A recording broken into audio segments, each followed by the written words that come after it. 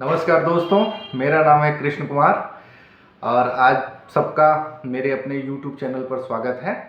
आज हम चर्चा करेंगे एक बहुत ही बढ़िया विषय पे, इतिहास लेखन पे।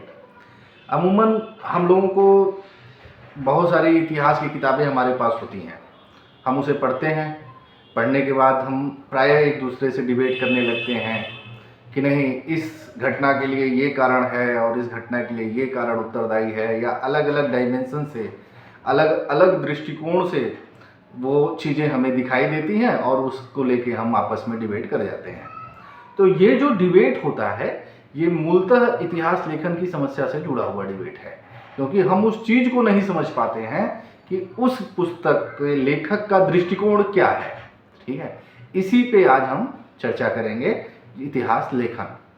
तो दरअसल इतिहास लेखन में कई सारी स्कूल्स डेवलप हैं, धाराएं हैं। जैसे मार्क्सवादी इतिहास लेखन है, राष्ट्रवादी इतिहास लेखन है, सबाल्टर्न इतिहास लेखन है, साम्राज्यवादी इतिहास लेखन है, प्राच्यवादी इतिहास लेखन है।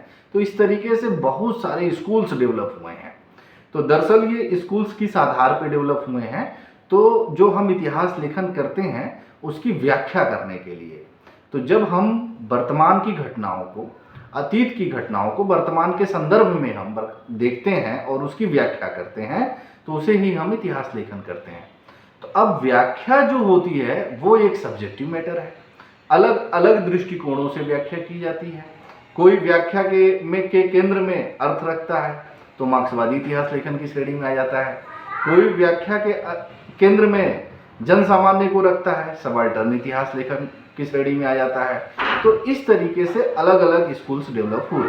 तो अब जब भी हम किसी पुस्तक को पढ़ें या जब भी इतिहास के संदर्भ में कुछ भी पढ़ें, तो हम पहले ये देखें कि ये लेखक या ये किस विचारधारा से इनका संबंध है।